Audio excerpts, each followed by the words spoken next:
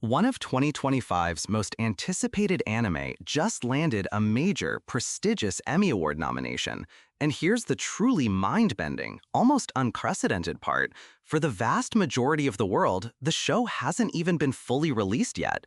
Just take a moment to let that sink in. A brand new animated series from Japan is being celebrated at the absolute highest level of television prestige, standing shoulder to shoulder with multi-million-dollar Hollywood productions, all before the global audience has even had a chance to render its own verdict.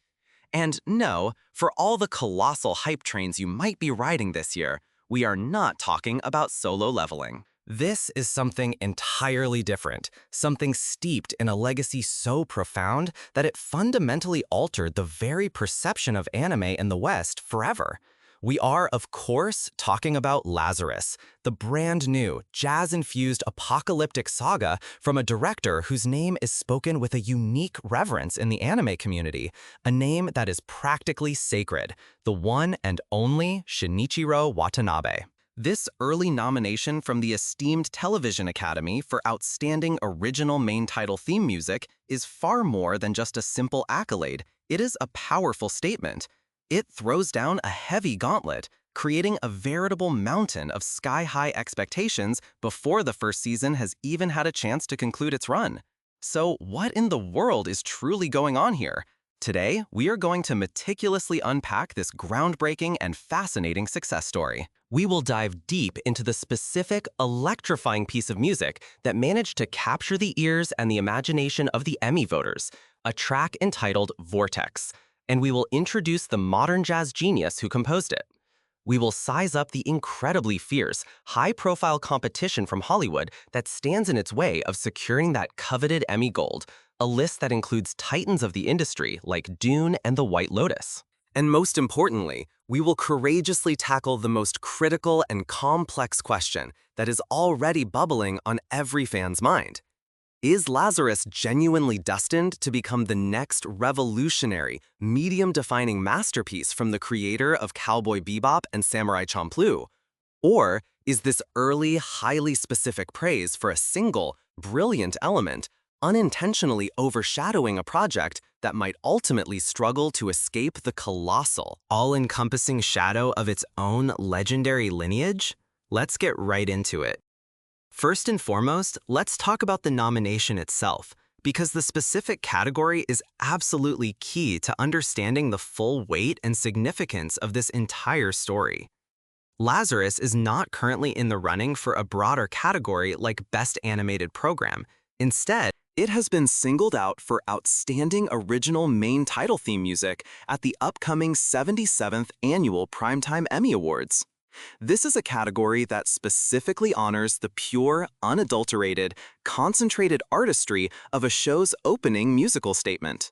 It's an award for that pivotal 1 to 2 minute piece of music that must accomplish so much. It has to set the tone, define the world, encapsulate the core emotional conflict, and get you irresistibly hyped for every single episode that follows. And for any project bearing the name Shinichirō Watanabe, the main title theme is never just a simple introduction. It is the very soul of the show, its beating heart. Think about it for a second. You simply cannot imagine Cowboy Bebop without the explosive, big band, organized chaos of Tank, composed by the legendary Yoko Kanno and performed by the Seatbelts. That theme is a complete mission statement. It screams at you from the opening notes that this isn't your average, quiet, contemplative space opera. It's a loud, dangerous, improvisational, and impossibly cool adventure fueled by swagger and melancholy. The music in a Watanabe production is always a primary character in its own right. He has meticulously built his entire celebrated career on this foundational principle, flawlessly fusing compelling narrative with exquisitely curated soundscapes. From the lo-fi hip-hop beats that anachronistically underscored the world of Samurai Champloo to the wildly eclectic, genre-hopping soundtrack of Space Dandy. He intrinsically understands that music is a potent, universal language that can convey complex emotions and intricate story elements more powerfully and elegantly than pages of dialogue ever could. So, Who is the modern musical architect chosen to build the sonic world of Lazarus? The answer is a name that sends ripples of excitement through the jazz world. Kamasi Washington, one of the most celebrated, forward-thinking, and visionary saxophonists in modern music. This collaboration feels less like a simple hiring and more like a destined cosmic alignment. Washington is globally renowned for his sprawling, epic, and spiritually charged compositions, with albums like The Epic being exactly that, multi-hour journeys into the heart of modern jazz.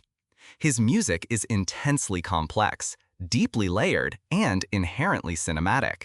For him to create the main theme, the aptly titled VORTEX, for Watanabe's jazz-themed apocalyptic anime is a match made in creative heaven. The theme itself is reportedly everything fans could have hoped for, a swirling, intense, and hypnotic piece that masterfully captures both the ominous, world-ending stakes of the story and the signature, effortlessly cool, stylish aesthetic that has become Watanabe's unmistakable brand. It doesn't sound like a generic anime opening designed to sell CDs. It sounds like a lost, rediscovered track from a legendary avant-garde jazz fusion album from the 70s, which is perhaps the highest compliment one could possibly pay to a theme for a new Watanabe show. The sheer fact that the Television Academy, an institution that has historically and infamously had a massive cultural blind spot for anime, chose to recognize this specific piece of music is nothing short of a monumental achievement. It's a powerful acknowledgement of the incredible, often overlooked artistic depth that anime can offer, especially in its sophisticated sound design and musical direction. Kamasi Washington's VORTEX, capturing this spirit so perfectly, is a massive deal. And if you agree that anime music as an art form deserves this kind of prestigious mainstream recognition, go ahead and hit that like button to show your support for this incredible cultural milestone. However, as any seasoned awards watcher knows, a nomination is not a win, and this is precisely where the narrative of Lazarus's Emmy journey gets truly dramatic and compelling. Lazarus and Kamasi Washington are not simply walking into an empty auditorium to pick up their well-deserved trophy. They are stepping into a veritable gladiator's pit, facing a lineup of absolute titans from the world of television. The other nominees for Outstanding Original Main Title Theme Music represent some of the biggest, most expensive, and most critically acclaimed productions in the Western media landscape. Let's really look at this competition. You have Dept, Q, a highly anticipated international crime thriller that's already generating significant buzz. Then you have Dune Prophecy, a prequel series set in the universe of one of the biggest and most revered science fiction franchises on the entire planet. The score for the recent Dune films by Hans Zimmer has become iconic in its own right, creating a massive sonic shadow that the show's theme must contend with. The weight and prestige of the Dune name alone make it an incredibly formidable opponent. Then there is The Residence, a comedic mystery hailing from the production powerhouse that is Shonda Rhimes, a name synonymous with television success. And of course, let's not forget the elephant in the room, The White Lotus. This HBO critical darling has become a cultural phenomenon and an awards magnet, and its composer, Cristobal Tapia de Veer, is a master of creating unsettling, unique, and virally popular theme music that becomes a topic of conversation in itself.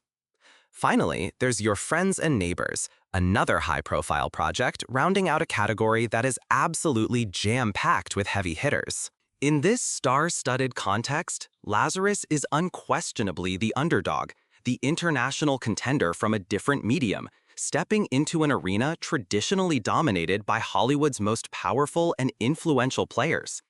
A win for Lazarus here would be more than just a win for the show.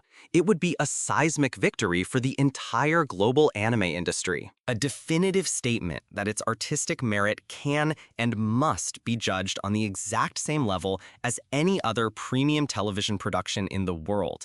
It would be a true, unforgettable David versus Goliath moment for the ages. But this, inevitably, brings us to the most nuanced and complex part of our entire discussion. The theme music is clearly a masterpiece of the form, but what about the anime that it so beautifully represents? Can Lazarus, the narrative series as a whole, truly live up to the immense promise of its Emmy-nominated opening? The early signs are certainly incredibly promising. The show already holds a very impressive 91% critic rating on Rotten Tomatoes, with many early reviewers praising its riveting, high-stakes story and its profound, challenging philosophical undertones. The plot itself is classic Watanabe, but filtered through a modern, darkly prescient lens.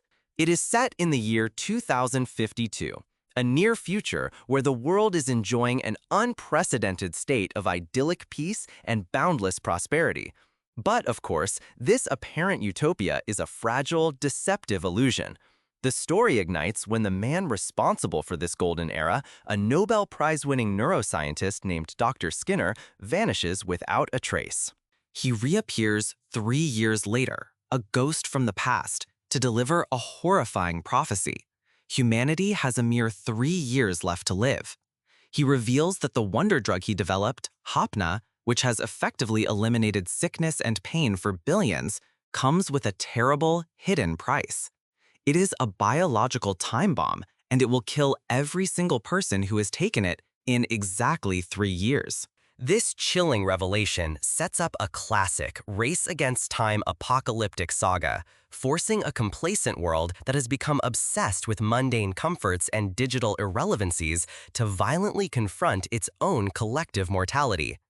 A special task force of 5 uniquely skilled agents from across the globe, codenamed Lazarus, is hastily assembled with one mission: find the rogue scientist and create a vaccine before time runs out.